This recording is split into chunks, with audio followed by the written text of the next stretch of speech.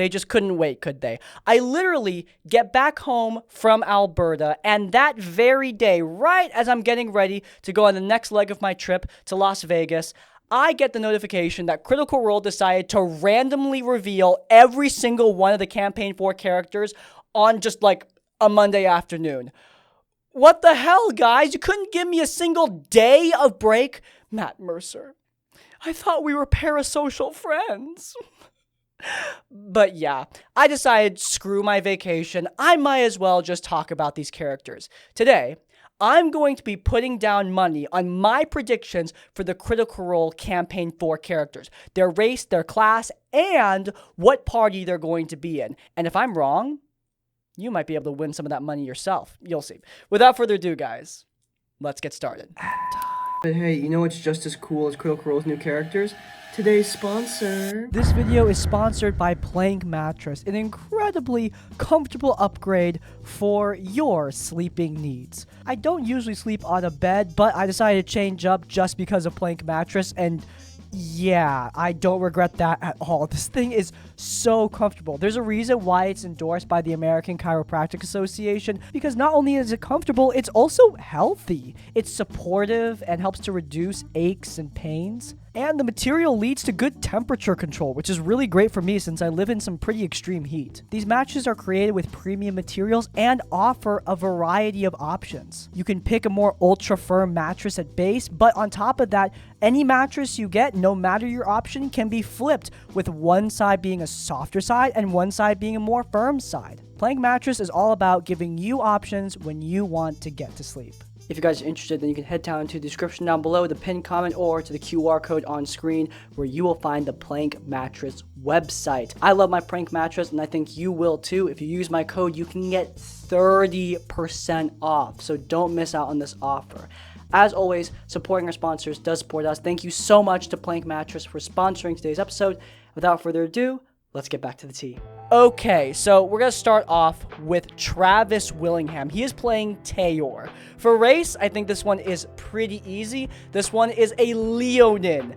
For class, though, this guy does give martial in terms of his design. He could be a very unexpected spellcaster, but yeah, the giant rippling muscles and sleeveless outfit, nah, it's definitely giving martial. Specifically, I'm going to be putting my bet on Monk. Travis Willingham actually does have a pretty diverse class set, and while a spellcasting Travis would be interesting, I think Monk Travis could also be really cool. He seemed to get really hyped up whenever Bo was doing freaking anything in Critical Role Campaign 2, so him jumping over to the Monk train, I think it makes sense. And frankly, the idea of this giant lion man bare-knuckle brawling the hell out of some enemies, it's just way too cool of a visual to pass up. So I think that is going to be the play for Travis Willingham's Campaign 4 character, Leonin Monk.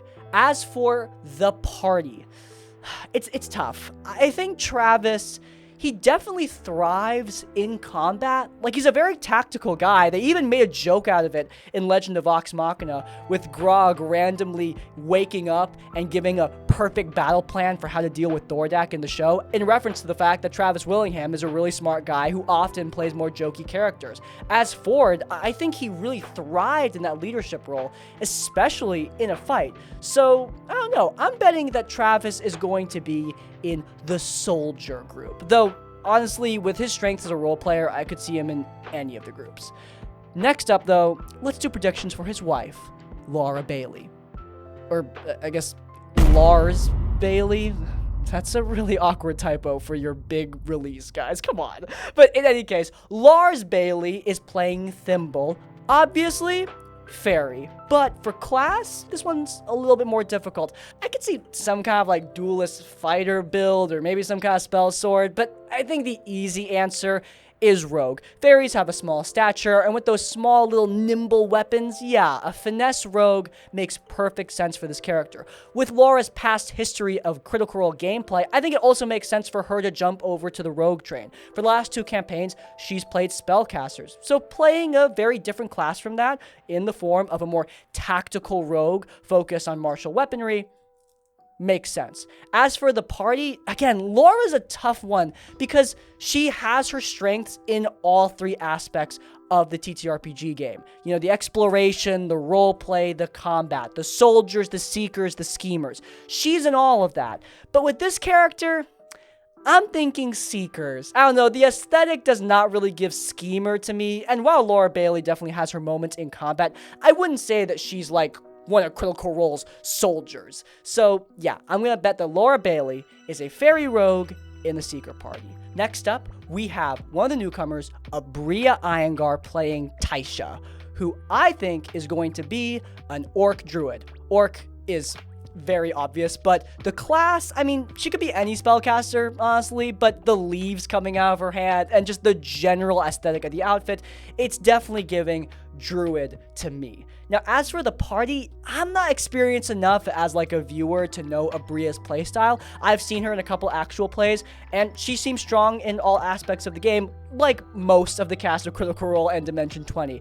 I do think this particular character is giving either Seeker or Soldier. I could see it going either way, and Abria is strong in both aspects as a player. If I had to go with one, I'd go with Seeker, but again, could go any way with her. I'm honestly really looking forward to this character. I do like this design a lot. It might be my favorite of the femme characters behind one other character. We'll get to her, but yeah, really hyped to see Abria in this campaign. Next up for our predictions. Oh, this is another one of my favorites of these designs. Bolaire, played by Taliesin Jaffe. Oh my god. This is the most Taliesin character to ever Taliesin. I adore this look. It's not just the face mask. I mean the armor, the intricacy of all the leather straps, the transparent phantom sword. Oh, it's so good. It's so good. I love this design. As for race and class, race is actually tough with this one because I can't see his face. I would put my bet on Revenant or Critical Role's in-universe equivalent of an undead Revenant. Basically, some flavor of undead character, though, again, it could be anything behind that mask. Who knows? As for class, this is another tough one. I have two options here. Either the Phantom Sword is giving Hexblade Warlock, or it's giving Psionic Rogue. That could definitely be this character's Psyblade. It could be either, but honestly, I'm shocked that Taliesin hasn't played a Warlock yet. I mean, he is infamous as Critical Role's eldritch horror guy. I mean, despite the fact that he didn't DM for Kandala Obscura, he's so connected to the aesthetic that he was the face of that little mini-series. It's crazy. So, the fact that he hasn't played a Warlock, shocking to me. So, I wouldn't be surprised if this guy is going to be Taliesin's first Warlock on the main stage of Critical Role. As for the party, man, all these guys are just so good at all aspects of the game. It's tough for me to narrow it down, but I think this guy's giving Schemer. Like, just the aesthetic of the character looks like a Schemer to me, and Taliesin is really good at that aspect of the game. He's a strong role player. And on top of that, his previous characters have not really given him an opportunity to engage in that aspect of roleplay. I think that he would really thrive in a schemer environment, though, I don't know. This guy could also be a soldier. Who knows? Next up, we have my favorite of the femme designs, Veilus, played by Ashley Johnson. Oh my lord, I love the mask, I love the chains, the veil. If you know Cleo from the 10th Tomb actual play series that I did on this channel, you know that like faux Catholic imagery in a fantasy setting, it just really speaks to me. I mean, Harrow is my Warframe main for a reason. It just looks cool. So yeah, I think this design is just so damn awesome. For race, obviously, Drow, Dark Elf, whatever the in-universe equivalent is of that. For class, I mean, Cleric is the easy option, right? I mean, you got all the religious imagery. However, Ashley Johnson already has Pike in her repertoire, and on top of that, Fern also multi-classed into Cleric, I believe. So she'd be tripling up on Cleric. Now, maybe she just is really consistent and knows what she likes. However, I think this character would also fit a Warlock aesthetic. I think it would be perfect for Ashley, especially if she wants to step out of that support role and more into a damage-dealing duelist role. This character would be sick for that. As for the party, I'm going to predict Schemer for this character. I mean, just the aesthetic is perfect for it, and Ashley as a role player in a more darker environment would be really cool. She's played a lot of comedy characters throughout the campaigns. I mean, Yasha had a really serious story, but unfortunately because of Ashley's shooting schedule and because of how her story ended up progressing, I feel like she wasn't present for a lot of Yasha's more serious elements, meaning Yasha is remembered most for a lot of her comedy bits playing off the rest of Mighty Nine. I think, though, that Yasha's serious moments where Ashley could play out that type of character, they really worked. And I think in a schemer environment, Ashley Johnson would do great. So yeah, I'm betting Drow Warlock in the schemer party. All right. Next up is Whitney Moore as Tyranny. And I don't know much about Whitney, so I'm probably going to get all of this hella wrong. As for race, I do think I have this one down. She's clearly not just a tiefling. Those ears are weird, and the feet look more like satyr feet to me. I think she could be a tiefling satyr hybrid, or alternatively, Critical Role is trying something new with the tiefling or inferny aesthetic in this setting, and therefore they decided to give them hooves and goat ears. That could be possible as well, though I did take note that this character definitely looks different from your standard D&D tiefling. I will say, this more charming plainclothes aesthetic, the veil of innocence, it is giving sorcerer. I mean, sorcerers are internal power. Like, that's the archetype, that's the fantasy. Your power comes from your blood. It's hidden from the natural eye, and therefore, I've seen a lot of sorcerers in plain clothes. That could be what's going on here. But again, she could literally be anything. She could be our third warlock for all I know, or maybe she's a barbarian and she's hiding an axe beneath that dress. I mean, they did it in Freerin. Who knows? They could be doing it again here. Tyranny could literally be anything, but I'm placing my bets on Satyr Tiefling Sorcerer in, I don't know, third time's a charm for Schemer? I don't know Whitney Moore that well. I'm literally just pulling that one out of my ass. Could be anything. Okay, next up, Marisha Ray as Murray. And wow, first and foremost, I just gotta point out the obvious thing, beard. What, you think I was gonna say something else? Come on, guys. I really like this design. Not quite as much as I love Valus, but I don't know. This could be my second favorite of the femme designs. It's competing with Taisha by Abria Iyengar. But yeah, this one is obvious for the race, dwarf. But for the class, I'm thinking spellcaster of some sort. I'm not seeing any prominent weaponry. And for the specifics of the spellcaster, I'm gonna bet on wizard. Not because of the design, but because of the emojis posted to tease the characters. There's a fortune card as well as a crystal ball there. And yes, bard could be related to those things. And this outfit that this character has is really giving like pirate bard. But I don't know, man. A divination wizard could also work. A fortune teller pirate character is just sick. I've actually made a character that matches that exact description in the form of Caroline, and I love her. And seeing a character like that played by Marisha Ray would be great. I would like to see Marisha as a bard again. She played a bard briefly during the Darrington Brigade, and while they teased the return of the Darrington Brigade after that incredibly successful live show, they haven't returned in any meaningful fashion, and given that Critical Role is clearly moving away from Exandria for the time being, I don't think they're going to return again for a while. So, yeah, I would like to see Marisha as a bard, but I don't think that's what this character is. I'm thinking it's a wizard. Marisha did great as a sorcerer in the last campaign, so her jumping to another spellcasting class, I think it makes sense. As for the party, it's tough. I'm thinking Seeker. Marisha is very good at taking notes. She's famous for it. She's really good at unraveling Matt Mercer's plot lines. And so I think it makes sense that she'd be in the party that is seeking out the secrets of the world. So yeah, that's my prediction. Dwarf, Divination Wizard, Seeker. Do I get bonus points if I get the subclass right? Do you guys send me the money back? Next up, Alexander Ward as Octus. Again, don't know much about Alexander, so the party prediction is going to be scuffed. But I will say, pretty certain on the racing class. This guy is clearly like a human. He just looks human to me. There's no pointed ears to be seen. And while maybe he could be some kind of form of Aasimar, I'm not seeing that here. For the class, Artificer. I mean, look at all of those trinkets and tools on his belt. Also, the little animal companions are something that you could totally do with an Artificer. I think this guy is definitely some sort of reanimating necromancer Artificer. He could also be just a wizard. Like this guy could be the wizard of the parties, which I think would be fine too, but we haven't seen an Artificer in any major meaningful role in Critical Role since Tyrion Darrington. That was a long freaking time ago. So I would love to see the Artificer class back in the spotlight, especially since Tyrion and Dodie really gave the impression that Artificers are all about the steampunk, the clockwork stuff, and yeah, that's part of the Artificer aesthetic, but that's not all the Artificers can be. And this guy looks like he's more of an alchemical Artificer. So it could introduce a big audience to a new aesthetic for this character and break up some of the monotony around Artificers, because I think a lot of people associate Artificers with steampunk because of both Wizards of the Coast presentation as well as Critical Role's presentation with Tyrion Darrington. So yeah, that's my class race prediction for the party. I don't know. Seeker? We don't have a lot of Seekers in my prediction lists. Schemer too. I mean, he's got a darker aesthetic. Could be either one. I literally have no idea. The main part is human, Artificer.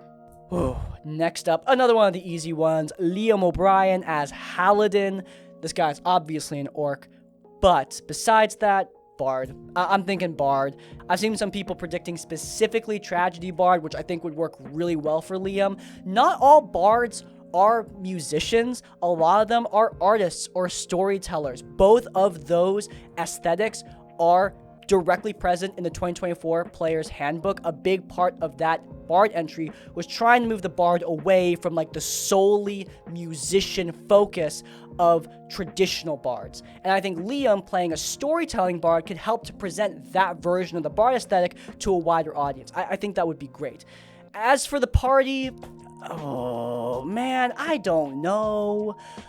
Liam could definitely be in the schemer group. As Caleb, he did a lot of scheming as Caleb Widowgas back in campaign 2, and just from a tactical and optimization standpoint, a Bard in a schemer party makes a lot of sense. I mean, I don't remember my Bard in my own campaign rolling anything below like a 25 on persuasion checks when they were at higher levels. So yeah, that's my prediction. Orc, Bard in the schemer party for Liam O'Brien. Next up, we've got, I think this is my favorite of the mask designs, maybe behind Travis's Tayor, but yeah, we have Cadigan played by Robbie Daymond. Holy crap, this guy is hot. Like, I don't usually like muscle guys, but oh my god, he's so sexy. Okay, anyway, I'm asexual. Look, this guy is definitely a half-elf. Look at those slightly pointed ears. But beyond that, I think the class is pretty obvious. He's got a giant wolf. This is obviously a Beastmaster Ranger. Ranger kind of ate crap in 2024, so I'm curious if they've done anything custom with the class. I mean, we have two of D&D's major game designers on staff, and apparently they are making homebrew stuff for Critical Role Campaign 4. I could see a universe where they improve the Beastmaster subclass and do their own thing with it, or he could just be playing the base Beastmaster. Who knows?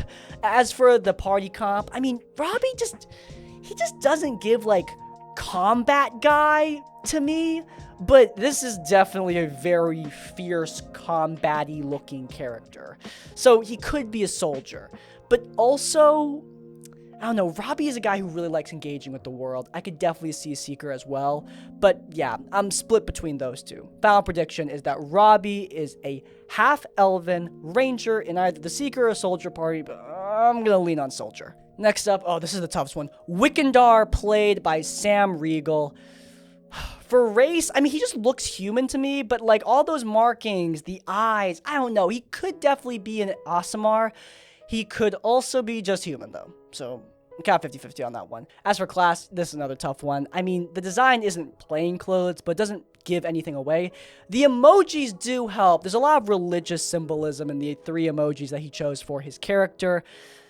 I would say cleric, but Sam Riegel just played one in the form of FCG. I can't see the guy doubling up on classes. So I'm going to say Divine Soul Sorcerer. Like, the markings on the face remind me a lot of Imogen, and I could definitely see this guy playing a full spellcaster coming off of FCG. I mean, he clearly enjoys spellcasters. Sam Riegel played some of the best spellcasting plays I've seen in actual play history with Scanlan Shorthalt. So going back to the spellcaster life for a third time, I don't know, it would fit the guy. So yeah, Divine Soul Sorcerer, probably human. As for the party, Schemer. It's Sam Riegel, man. Alright, we got the penultimate one. Luis as Azune, I believe it's pronounced. I'm thinking this guy's human. He's the most human-looking human that's ever humaned. As for class, I mean, I would say paladin, just like off rip. This guy just looks like a paladin, but some of Luis's tweets have suggested cleric. So, I don't know, do I stick with my original prediction, my gut, or do I use the Twitter information? Who knows? I'm gonna use the Twitter information because I don't want to lose money, okay? I just don't. Human cleric, probably forge cleric, just based on his tweet. But for the party, I don't know, we got a lot of seekers and schemers. I don't know much about Luis as a player. I did see him in Calamity, and he was great in that campaign. It's tough. It's tough. I don't have a lot of soldiers in my prediction card, so I'm going to stick him in there. But I could see him in any role because just like the rest of the cast, he's just good at all of them. So yeah, Luis is a human paladin, probably in the Seeker party, though I also could be wrong on that one. Last up, of course, we have Matt Mercer. Marcus is playing Sir Julian, yet another human character. And for class, this one is easy. It's a fighter. And for party, I think it's easy as well. Matthew is going to be in the soldier party. When I talked to him about our shared love of wargaming, he made it pretty clear that he loves the combat aspect of this game. I think it also comes out in his DMing, so it would not be surprising if this guy jumps into the soldier aspect of this game. And I'm really looking forward to seeing him pop off as a fighter. Liam O'Brien did great things for fighters when he used his super in-depth combat descriptions on just a fighter's martial moves. I think Matt could do something very similar as he gets pretty in-depth with his combat descriptions as a dungeon master. Him doing the same thing with the fighter, I think it would work. I am very surprised he's playing a human and not a dwarf, especially since this is looking to be a very human-centric party, just in general, or at least a human-centric group of parties, though I don't have a problem with that inherently. I like humans, and I think that parties that go a little too crazy with the fantasy aesthetic, they kind of lose me. This is definitively bringing me into the next part of the video, which is just my opinion on these designs. In case you can't tell, I really like them. I would have liked one more, like, freak, you know? I would have liked one more crazy design, a robot, a ghastly spirit, a conglomeration of ooze. Show people something custom to Ahriman. Like, all of these races, they are something that could be substituted in the base D&D that I've seen in Forgotten Realms campaigns before, and that's not a problem. But again, I am getting kind of tired of that traditional Forgotten Realms, medieval, European fantasy, and it does look like we're getting more of that with this campaign. There's nothing wrong with those kind of stories. Like, I want to make that clear, okay? I love Baldur's Gate 3, I love Lord of the Rings, I love Game of Thrones, okay? My tastes are basic too, but I want to expand my taste. I want to do new things, see new settings, see new cultures be represented. And I don't think we're going to get that from this campaign. And there's nothing inherently wrong with that at all, because as can be plainly seen, there's a lot of creativity to be had in traditional fantasy. These designs are really cool. I just want to acknowledge that my wish that Critical Role step away from the flavor that Exandria had, it's probably not going to happen. Okay, that's all of our predictions. Now, how do you guys win free stuff? Here's how it works. So, for every prediction that I get wrong in either the race or the class, I will give away one free t-shirt. So if I get like 5 classes wrong, then you guys get 5 t-shirts. I will raffle away these t-shirts to random people in the comments. So if you want to be in that raffle for a free t-shirt, go down in the comments and leave a comment down below. And by the way, it could be any t-shirt from my shop. I will literally just DM you a free code so that you can just get 100% off on my store. I'll be paying for that t-shirt. So if you want to show off your visible asexual confusion or your love for the nuclear brontosaurus, then head down into the comments and you might get lucky. In any case, if you guys enjoyed and you want to see more, then you might want to check out this video where we cover the ending of Critical Role Campaign 3. It wasn't my favorite thing, linked up in the cards. But before you go, please do leave a like on this one and subscribe to Crispy's Tavern so you don't miss any of our content when it comes out. And finally, if you want to support us directly, then you can either buy our merch or head over to our Patreon where you can get a discount on said merch, as well as tons of other perks like an exclusive Discord and an exclusive actual play. In essence, like, comment, subscribe, support. I'll see you all next time. Farewell.